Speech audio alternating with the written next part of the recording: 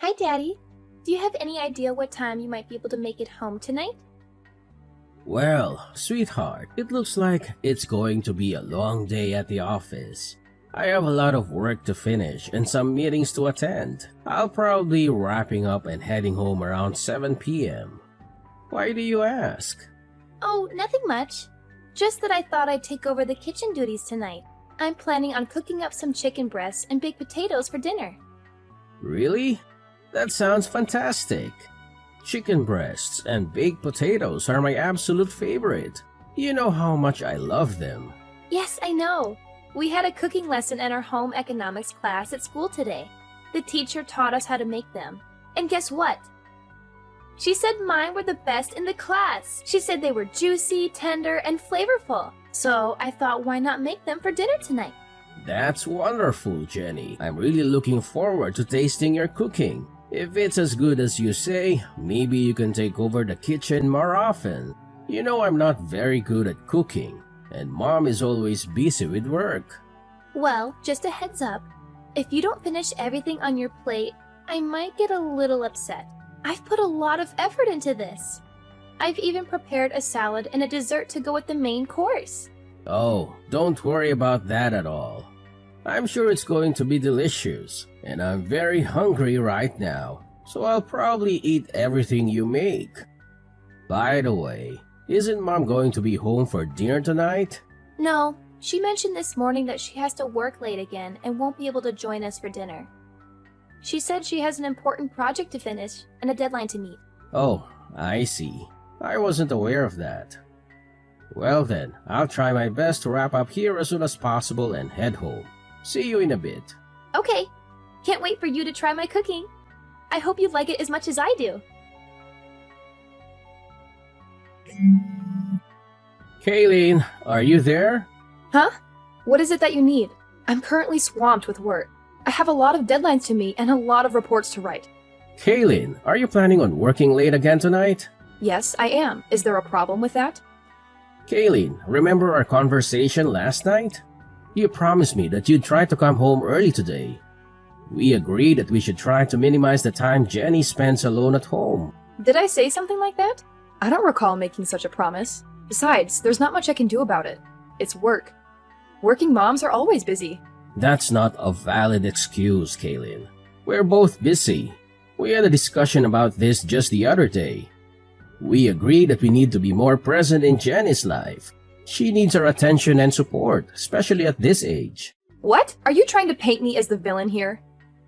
That's not my intention, Kayleen. We made a mutual decision to try harder for Jenny's sake. You've been working a lot of overtime these past few months. And you've been delegating household chores to Jenny too, haven't you? She's still in junior high.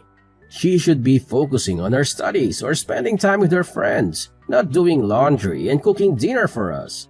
What's the big deal? If you're so concerned about Jenny being alone and doing housework, why don't you quit your job and stay at home? And have us all live off of your income? You're a temporary worker, Kayleen. Your income isn't stable enough to support us all. You don't have any benefits or security in your job. Oh, so now you're looking down on me because I'm a temp worker? You're such a hypocrite. You were the one who encouraged me to get a job in the first place.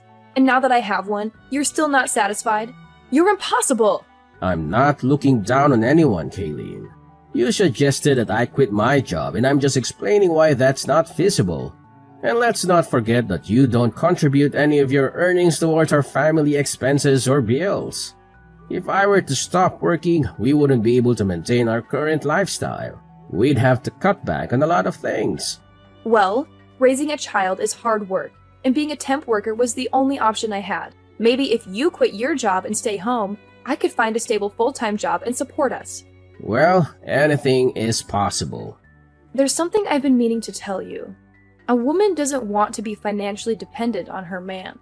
She wants to be able to support herself financially. That means I don't want to be stuck at home having you dictate what I can and can't buy because of our budget constraints. I want to earn my own money and spend it on whatever I want, whether you approve or not. You need to understand that.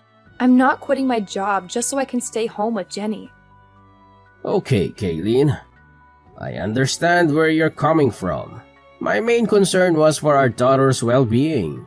If you want to continue working late and aren't able to be home when Jenny is there, then we'll have to figure out another solution.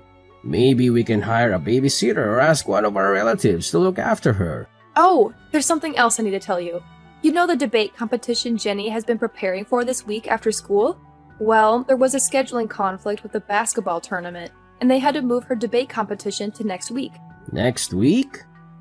That might be difficult for me. I'll have to rearrange some things. I already requested the afternoon off for this week, but I don't know if I can do it again for next week. Let's not mention this change in schedule to Jenny until we're sure whether or not we can make it. It would break her heart if we weren't there for her debate competition. Let me see if I can rearrange my schedule at work. I should know by Friday whether or not it'll be possible for me. Don't worry. Even if you can't make it, one of us will be there for her. She'll have someone there cheering her on. Okay then. If her debate isn't this week, then I guess I'll tell my boss that I won't need the afternoon off after all. Hopefully, someone will be able to cover for me next week. Okay, we won't mention anything about this change in schedule to Jenny until we're sure. Dad, where are you at this moment? I've been searching for you everywhere. Right now, I'm still at the office, sweetheart. Is there something you need from me? Don't worry, I'll make sure to be home in time for our dinner together. Whatever. I can't believe you would just cancel our plans without even having the courtesy to inform me. What are you talking about? I'm really upset with you right now. I don't even want to see your face anymore. What? Jenny, what happened? Did I do something that upset you? Can you tell me what it is that I did wrong? Jenny, are you still there? Jenny, please talk to me. I'm worried about you. Is Jenny at home right now? I was hoping to have a chat with her. No, she's not. Why do you ask? Well, earlier today, Jenny sent me a message saying that she hates me. It's left me quite perplexed. Did I do something to upset her? Maybe. I'm not entirely sure. But you know how teenagers are. They're at a rebellious age where the smallest things can set them off. I don't think you should worry too much about it. It might be best to give her some space for a few days and let her cool off. I'm not so sure. I feel like it might be better if I talk to her and try to understand what's bothering her. Trust me, that might just end up making things worse. She's not going to appreciate her father prying into her personal matters. I understand how girls her age feel. Let's just give her some space for a few days and let me handle this, okay? Maybe you're right. Alright then, I'll leave it up to you. Good. I'll take care of everything. For now, just keep your distance from her. And don't worry about her debate competition either. I'll be there for her so you don't have to. In fact, given the circumstances, it might be better if you didn't attend. If you think that's best. It's not uncommon for children to say things they don't mean in the heat of the moment. Don't take it too personally. I suppose it's just that she's never said anything like that to me before. Well, maybe she's been holding it in for a long time. Maybe she's been feeling neglected and unloved by you. Or she's been resenting you for always being busy with work and never spending time with her. That's not true. I love Jenny more than anything in the world. I work hard to provide for her and give her a good life. I always try to make time for her whenever I can. Well, maybe that's not enough for her. She needs more than just material things from you. She needs your attention, affection, guidance, and support. But I do give her those things. I always listen to her when she talks to me. Really? What? What are you talking about? Jenny, what do you think about going for a drive tonight? Just you and me. It's been a while since we've had some quality time together, just the two of us. We could use this opportunity to catch up and talk about anything that's on your mind. No, I don't feel like it. Jenny, I've noticed that you've been avoiding me these past few days. I'm not sure why, and it's really bothering me. If I did something to upset you, I want to make it right. Can you at least tell me what's wrong? I'm here to listen. It's about my debate. You never came to see it. You said you'd come. You promised. Huh? Your debate? But isn't your debate scheduled for next week? No, it's over. What? Are you serious? Your mom told me it was rescheduled to next week. It wasn't rescheduled. Jenny, I'm so sorry. It's not just that. You told Mom that I'm ugly and stupid, didn't you? Mom's friend told me you said it. What? Jenny, I would never say anything like that. You're the most beautiful girl in the whole world, and I know you're smart. That's why you were chosen to join the debate. Everyone knows you're smart. You're just saying that to make me feel better. And I know you stole some of my favorite clothes from my closet. What? Why would I do that? Why would you think I would do any of those things? Jenny, you know how much you mean to me. But, so, it wasn't you? Sweetie, I would never do anything like that. And you didn't say I was ugly and stupid? I never said that. I swear. Anyway, Jenny, I'm so sorry. I missed your debate. I feel terrible. It's not next week? It's really over? Yeah. I'm sorry. I don't know how this mix-up could have happened. I should have been there for you. I really wanted to go and watch you. I swear. Yeah, I know. I'm sorry too. So, sweetie, who was it that said I was saying bad things about you? Which one of Mommy's friends? The guy that Mom brought to my debate with her. Huh? I didn't know who it was, so I felt really strange when I saw him with her. And after the debate, the three of us went out for dinner. And her friend was acting like he had known me for a long time. He was way too friendly. It was kind of creeping me out. Was it someone you know? No, that was the first time I'd ever seen him. I see. How about we talk more about all of this tonight? And let's not tell Mom about our conversation, okay? Okay, let's go out for dinner. We haven't done that together in a long time. That sounds like a great idea. I'll be leaving the office in a few minutes. See you soon. Okay. That night, Jenny told me a bunch of things my wife had been doing. Most of what she told me were things that I didn't think should be coming from the mouth of a junior high student. Jenny and I agreed that we'd continue on with our daily lives for a little while as if nothing had happened, just long enough for me to figure out what we should do next.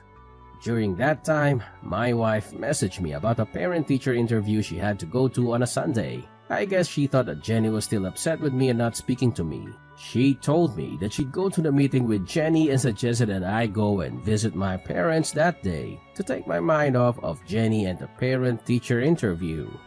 That's just the opportunity I was waiting for to put my plan into action. I'm currently at my parents' house. How are things on your end? Is everything going well? Everything's going well here. The parent-teacher meeting isn't scheduled until later this afternoon. We're just taking it easy at home and watching some TV. It's a nice change of pace. Wait, did you say you're at home?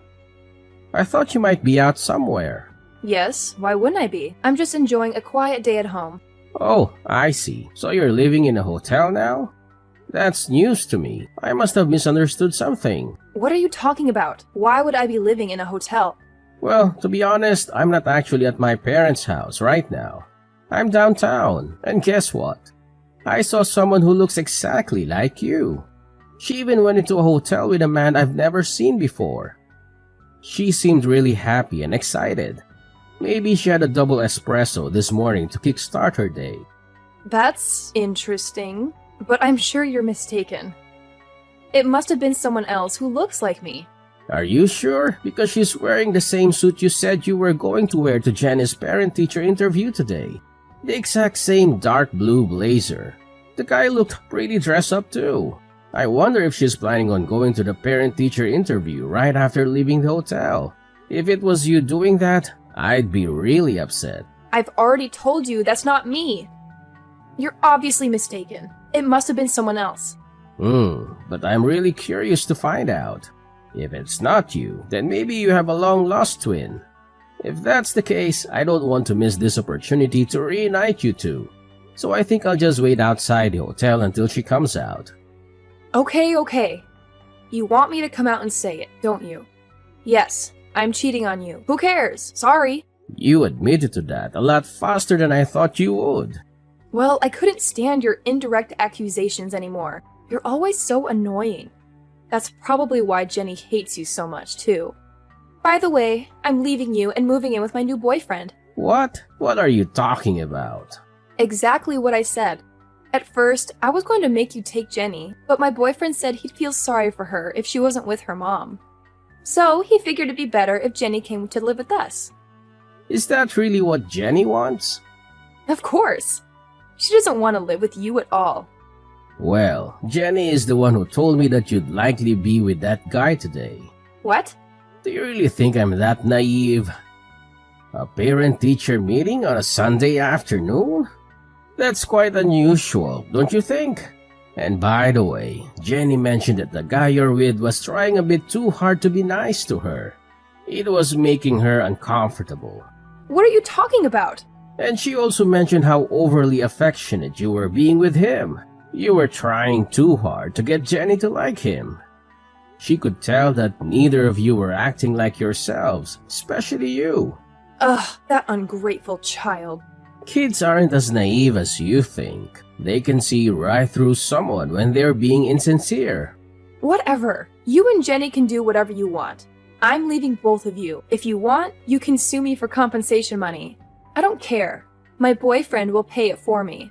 He's wealthy, so it won't affect him at all. You know, I don't think that guy is really interested in you. What are you talking about? Jenny told me that some of her clothes have gone missing from her room. Have you been inviting that guy over to our house? Yes, he's been over, but her clothes are missing? Jenny's clothes? He's the only person I can think of who would take them. Don't you think that might be why he was so insistent about Jenny moving in with you two? No. He's not like that. Why don't you just ask him? He's in the same room as you right now, isn't he? Hello? Are you still there? He left. What happened? When I told him that after we divorce, I was going to have Jenny live with you instead of me. He said, well then there's no point in any of this, and just left. Is that so? That's hilarious. Did that really just happen? Oh, some guy looking really upset just left the hotel. That must be him. Don't worry about it. Hey, are you still there? Yes, I'm here. I literally just sent you a message. No, I mean, are you still standing in front of the hotel? Yes, why do you ask? I'm in room 405. Why don't you come up here? What are you talking about? I'm sorry for all the harsh things I said to you earlier. I realize now that I was wrong. I promise not to behave like that again. Can we talk this over? That's not possible right now. So just hurry up and get down here. Why not? It wasn't my fault. He deceived me. I had no idea he was that kind of person. You're only saying that because now you know he wasn't really interested in you. But he promised me the glamorous life I've always wanted. How could I resist such an offer? He lied to me. He's the bad guy, not me. You can't blame me. Any girl would be taken in by that. But women don't want to be supported by their man. They want to be able to support themselves financially, right? Shut up. I take back what I said before. I'm not talking about what you said before. That's what the person beside me is saying right now. Your boss at your current temp position. What? I looked into it and found out right away. The guy you were cheating on me with is your boss's husband, isn't it? I'm down here in the lobby with your boss. We were both here the whole time. She grabbed her husband as he was trying to leave the hotel. Just wait. Is she really downstairs, Mrs. Peterson? Yeah, that's why I told you to hurry up and get down here. We're all waiting for you. What? No way. I'm not going down there. You have to do something. There is no getting out of this now. Mrs. Peterson is suing both you and her husband for your affair. Oh, and you can bet that I'll be doing the same. You don't even want to imagine how much this is going to cost you with both of us suing you. But you'll have no problem paying for it, right? Because you've been working all that overtime for the past couple months, right? After that, Kaylin tried to sneak out a back way, but we had planned for that, and Mrs. Peterson caught her on her way out. Knowing there was no way she could talk her way out of this one, she decided just to bawl like a little baby. I don't know why she thought it would work. Neither of us were feeling any pity for her. Instead, I just took that time to contact her parents and tell them why I was going to be divorcing their daughter. They apologized for their daughter's actions and tried to get me to reach a settlement with them instead of taking Kayleen to court for compensation money. But I knew I'd win in court, and I knew I'd get a lot more out of her if I did it that way.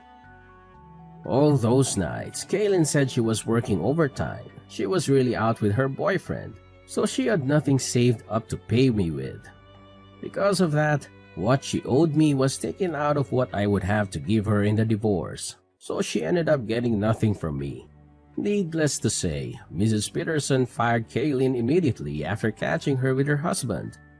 Kayleen was left with no man, no money, no job, and a big debt she had to pay to Mrs. Peterson.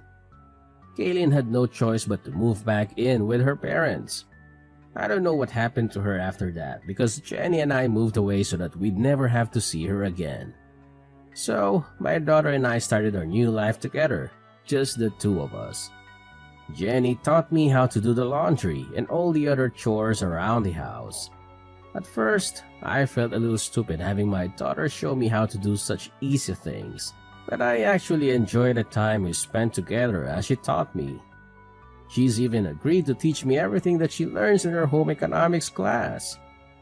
Every weekend, we make dinner together and we've grown closer than ever. Sometimes the meals don't turn out as good as we wanted, but even those times are fun. Now, dinners with my daughter are the best times of my week.